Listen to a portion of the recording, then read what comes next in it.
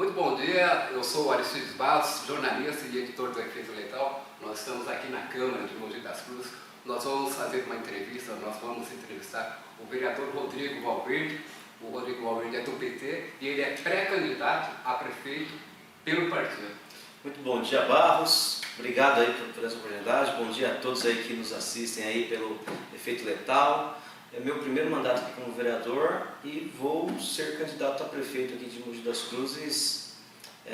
Embora complexo, Mogi das Cruzes é uma cidade que o PT nunca venceu as eleições aqui, nem as municipais nem as gerais, mas a gente está bastante confiante, a população está gostando muito do nosso trabalho, a gente conseguiu mostrar para a cidade todos os erros, todos os comprometimentos com alguns grupos financeiros da cidade e não com o povo. E isso deu uma capilaridade, chegou em muitos pontos da cidade, então a gente está muito confiante aí nessas eleições que se aproximam. Vereador, agora o fato de um único mandato, você não acha precipitado disputar a prefeitura? Sem dúvida, Barros. Eu, inclusive, fui eleito, embora eu tenha sido mais votado da oposição, não foi uma votação muito expressiva, né? Eu fiquei apenas em 19º lugar. Né? Tiveram 18 vereadores com mais votos que a gente. Eu estava preparado, eu fiz o planejamento do meu mandato para exercer o mandato de vereador por 4 anos, preparando a reeleição. Porém, nenhuma grande liderança na cidade surgiu para enfrentar o sistema aqui que é perpétuo na cidade. São as mesmas famílias ao longo de décadas. E eu queria muito que aparecesse uma liderança que já estivesse consolidada, construída, mas não apareceu e a gente acabou ocupando esse espaço de contraponto a esse grupo que está aí, e é por isso que eu vou aí abreviar uma eventual reeleição para vereador e já disputar o executivo. O senhor tem experiência, vereador, e preparo para administrar uma das cidades? Hoje é a principal cidade aqui do Alto Tietê. O senhor tem experiência e preparo para isso? É uma cidade pujante, é a capital do Alto Tietê, né? São 10 cidades aqui no Alto Tietê, se a gente incluir Guarulhos, são 11. Mogi das Cruzes tem 450 mil habitantes, tem 320 mil eleitores, está a meia hora da capital, meia hora do litoral, meia hora do interior. Essa logística abençoada por Deus não é aproveitada. A gente tem o maior distrito industrial da América Latina e não é aproveitado. A gente tem uma riqueza de exploração turística que nunca foi aproveitado, justamente porque a cidade não oferece o que ela tem de potencial e sim se compromete apenas com 3 ou 4 grupos aqui, 3 ou 4 famílias. E assim, eu sou advogado, militante, eu exerço a advocacia, sou pós-graduado em Direito Público Administrativo, fui procurador jurídico da Câmara Municipal, fui advogado da Prefeitura de Guarulhos, fui advogado na Assembleia Legislativa e nasci e cresci aqui na cidade convivendo em todos os bairros, atuando em todos os bairros, vivenciando todos os bairros. Então eu tenho conhecimento político, tenho conhecimento técnico e tenho conhecimento administrativo. Então, assim, não tenho dúvida que perto do que a gente vê aí, que não aproveitam o potencial da cidade, eu não tenho dúvida nenhuma que a gente tem esse preparo aí, que é uma preocupação, não só sua nessa pergunta, mas muita gente vai perguntar, só 42 anos, primeira vez como vereador, vai ter essa dúvida. Mas se a gente mostrar tudo que a cidade deixa de fazer, não tenho dúvida que vai ser fácil conversar com as pessoas. Rodrigo, eu tive a oportunidade de ouvir uma entrevista que você deu a um jornalista, que é o Darwin Valente. Grande jornalista. Você fala, excelente jornalista.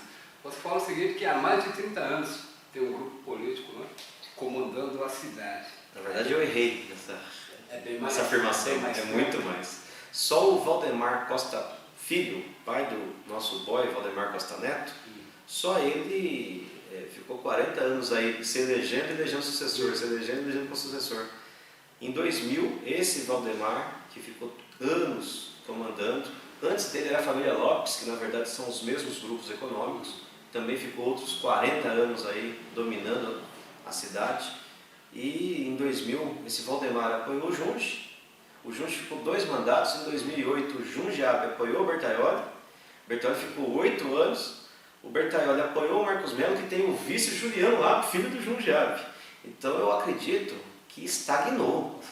A cidade não aguenta mais engessar todo o seu orçamento para meia dúzia de pessoas. A cidade precisa ser de todos, os 450 mil habitantes.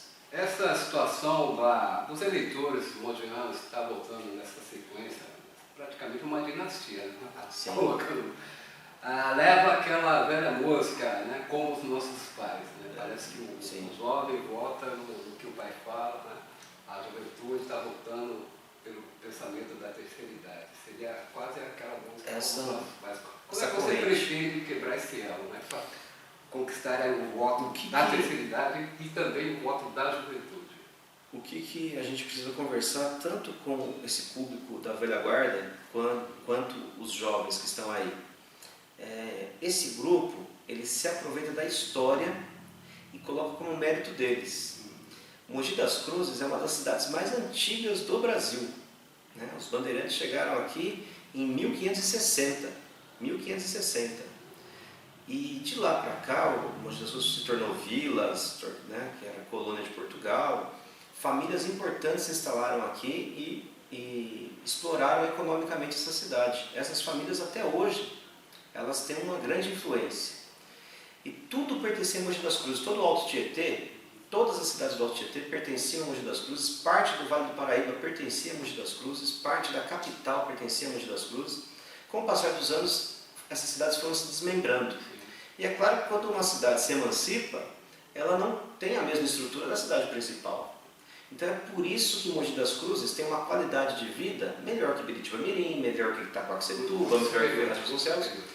As pessoas não compreendem esse contexto histórico e dava crédito que Mogi das Cruzes era melhor porque esse grupo administrava melhor. E quando não é verdade. E fica muito mais fácil agora com todas as redes sociais, com as mídias alternativas, o efeito letal é uma delas. É um avanço que democratiza. Melhora a nossa comunicação com as pessoas, porque antes era só um jornal tradicional dando informação para as pessoas. Esse grupo se apropriava desse meio de comunicação tradicional e perpetuaram o poder aqui na cidade. E agora a cidade tem a oportunidade de saber todo o crime que foi feito ao longo da história. A gente era para ser uma das melhores cidades do Brasil e não a melhor cidade do Alto Tietê. Hoje o tema mulher é bem enfatizado na política. Né? Nós temos até o caso da Marielle, que as mulheres entraram de solo na política. Com relação ao PT, ao candidato, pré-candidato a prefeito, Rodrigo Albrete, quais são as políticas públicas que o PT tem voltado às mulheres? Mogi das Cruzes não tem políticas públicas para as mulheres, não tem uma secretaria de mulheres, não tem nenhuma ação. Você pega o orçamento da cidade, nada direcionado para políticas públicas para mulheres. Todos os anos eu fui o único vereador que apresentei emendas ao orçamento, todos os anos. Fui o único, não só para políticas públicas para mulheres, mas para outras áreas, outros bairros, outras regiões. Infelizmente não tive êxito na aprovação dessas minhas emendas. Então eu tenho um compromisso com as mulheres, todos os segmentos organizados das mulheres de Mogi das Cruzes estão me apoiando. As mulheres ainda ganham menos, aqui em Mogi das Cruzes tem 23 vereadores, dos 23, só uma é mulher. É mais de 50% da população feminina e na Câmara representa menos de 5%. A população feminina é maior que a masculina? Maior, é 52% a 48%. E a gente precisa empoderar as mulheres, né? É inadmissível ter uma delegacia que não funciona 24 horas, como se tivesse horário para as mulheres terem os problemas. A gente precisa fomentar a participação das mulheres. O Partido dos Trabalhadores, que é tão demonizado na sociedade, que tem uma grande rejeição, ele tem no seu estatuto uma obrigatoriedade que todos os cargos de direção tem que ser 50% para a mulher, 50% para o homem. É o único partido que tem essa política. Isso prova aí o nosso compromisso com as mulheres. Voltando aqui ao assunto, ou dentro do assunto ainda, vou falar de eleições, né? Na disputa eleitoral. Só falando das mulheres ainda, que são elas que sofrem na prática, não deveria ser, né? Aqui a gente tem cerca de 4 mil crianças sem conseguir vaga em creche. Isso prejudica grandemente as mulheres, que são as mães, né? São poucos pais que sofrem com esse problema, majoritariamente são as mães. E isso a gente precisa zerar. Não pode ter criança em Mogi fora da escola. Fala em eleições, você vai participar, você vai disputar, já está fazendo esse trabalho para isso, é pré-candidato, é sempre bom colocar pré-candidato. Serei candidato, até as convenções, antes das convenções a gente é pré-candidato. Sobre a boa tática é pegar o adversário e seus pontos fracos. Onde é o ponto fraco do atual governo? Primeiro, o ponto fraco dele é a verdade. É só falar a verdade, que ele não tem como esconder da população que o orçamento da cidade é destinado exclusivamente para os grandes grupos econômicos da cidade. Eu vou dar um exemplo aqui que a cidade vai entender com muita clareza. A gente acabou de aprovar um plano diretor, eu votei contra, aonde a prefeitura ela fomenta o crescimento para algumas áreas da cidade. E são justamente áreas que pertencem ao Grupo Elbor, que pertencem ao Grupo Rori.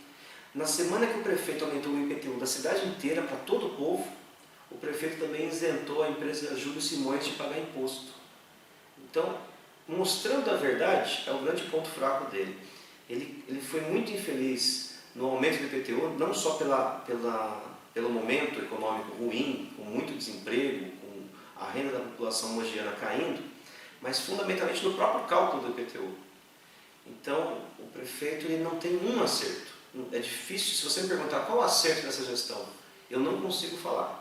E não é porque eu sou oposição, nenhum mogiano consegue falar. Então, o prefeito está muito fragilizado, não só por culpa dele, mas também pela culpa dos compromissos históricos desse grupo político, que nunca perdeu a eleição em Mogi, com os meios financeiros da cidade. Com o Grupo Elbor, com o Grupo Júlio Simões, com o Grupo Rori. Esse é o verdadeiro problema que a cidade não avança para ser uma das melhores do país. Você falou na questão do IPTU, eu vou contar um caso, você estava lá e eu estava presente, foi uma verdadeira batalha. Barros foi um grande militante também, igual jornalista, ele ajudou muito a evitar esse aumento absurdo. Teve uma situação, em uma das manifestações, foram várias seguidas, né? Pegaram o vereador tinha tomado um mata-leão, estava lá cobrindo por um jornal, o vereador sendo enforcado.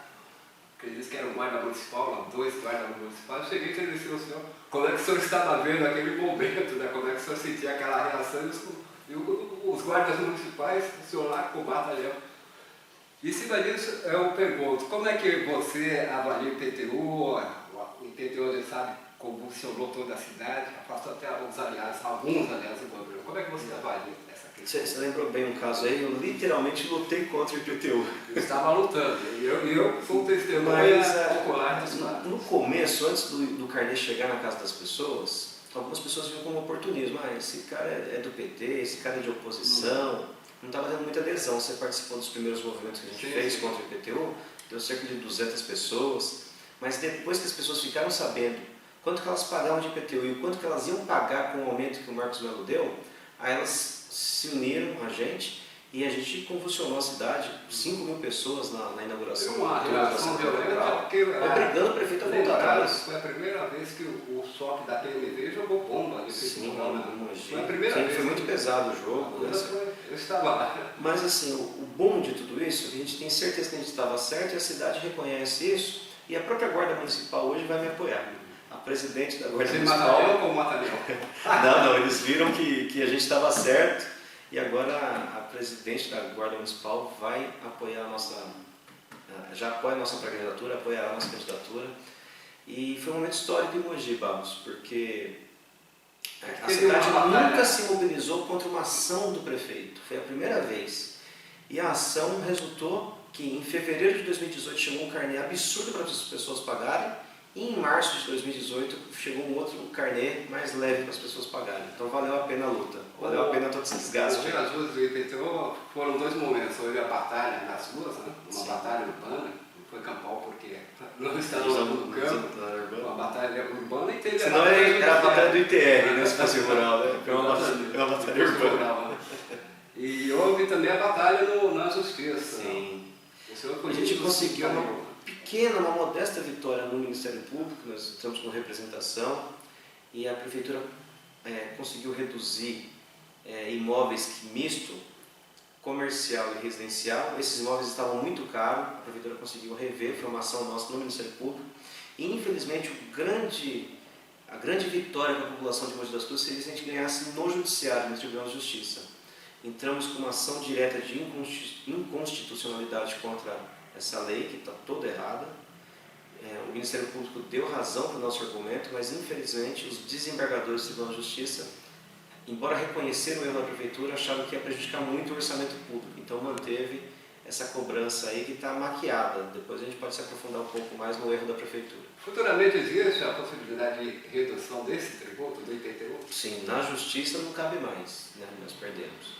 Mas a gente saindo vitorioso das urnas ou uma candidatura comprometida em rever essa planta genérica, que é o que fixa um valor venal para os imóveis, e em cima desse valor venal cobre o IPTU, que está todo errado esse cálculo. Se for o Marcos Mello, com certeza ele não vai rever, ele já falou no Ministério Público que está certo o cálculo, ele insiste nisso. Mas a gente vai ter o compromisso de imediatamente alterar essa planta genérica, porque é um valor que não se sustenta. Com relação ao reajuste do IPTU, como é que foi a votação na Câmara? A maioria votou pelo reajuste, pelo aumento? Veio o projeto para cá, toque de caixa, não deu tempo dos vereadores estudarem. Dos 23 vereadores, 19 votaram favoráveis ao aumento, 2 foram favoráveis ao aumento, mas votaram contra, dizendo que estava muito rápido, não ia dar tempo de conversar com a população para explicar. Eles concordavam que os prefeitos estavam certos, mas ao mesmo tempo falou que era um período muito rápido para justificar o voto deles, por isso que eles votaram contra.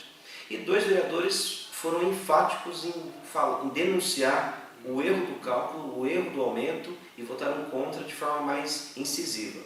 Então foram 4 votos contrários, onde 2 concordavam com o prefeito, mas votaram contra por uma questão apenas de tempo, foi assim o argumento dos 2, e 2 foram contra, não só pelo momento inoportuno, não só pelo período pequeno que o projeto tramitou aqui na Câmara, mas fundamentalmente pelo erro do cálculo.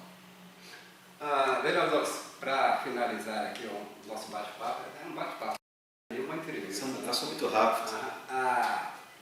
O senhor falou na questão das redes sociais. As redes sociais, nós que trabalhamos com a comunicação, nós sentimos que ela democratiza bastante, né? Muitas pessoas que não tinham voz antes agora têm, se bem que algumas vozes também era bom nem ter, né? Sim. Falando da fake news.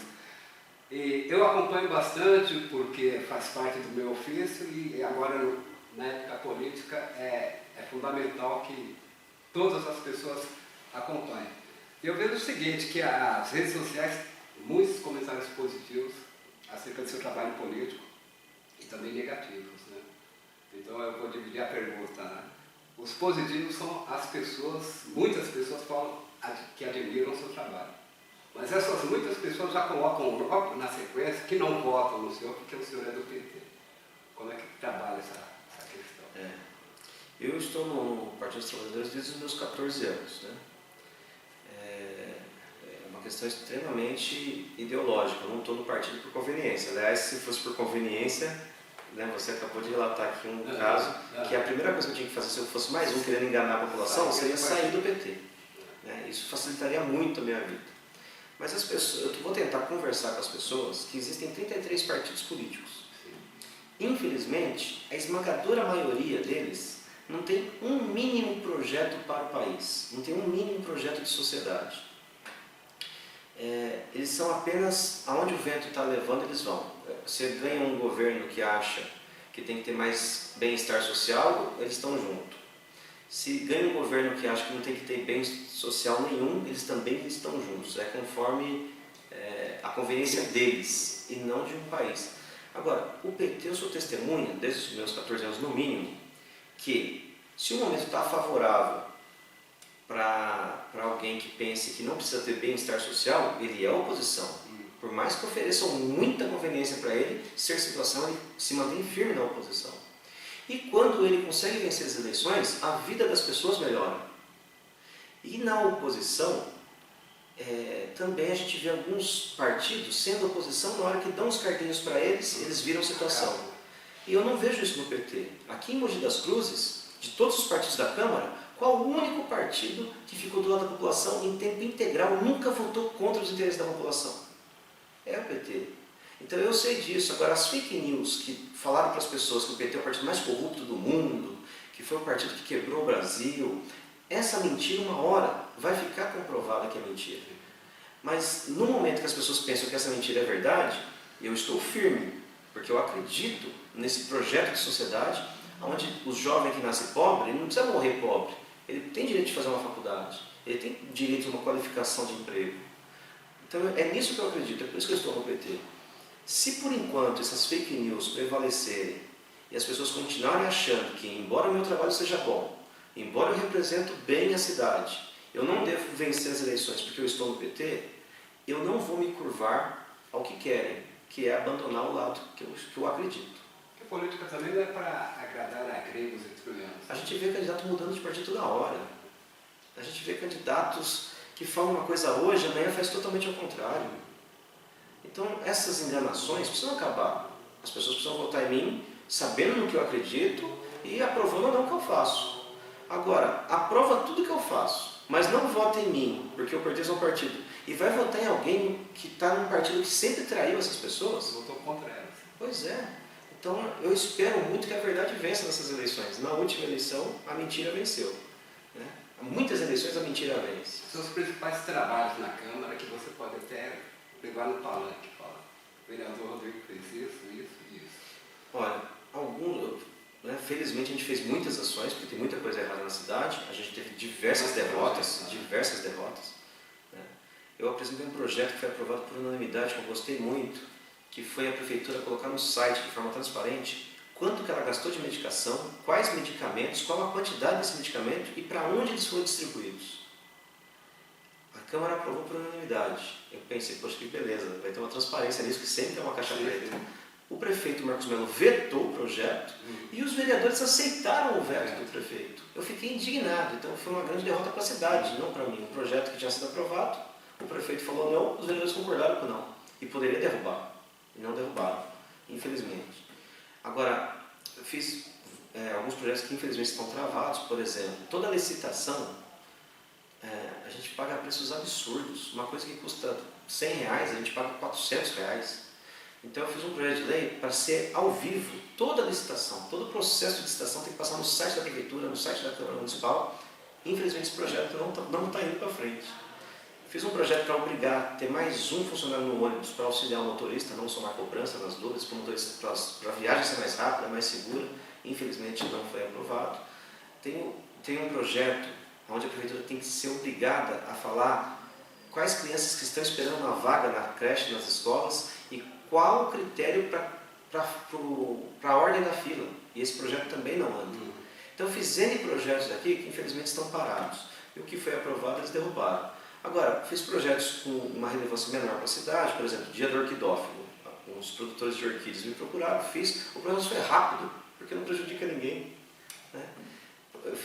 Aprovei um projeto para um pastor lá no bairro Jardim Nova União, um pastor muito atuante, muito importante para aquele bairro.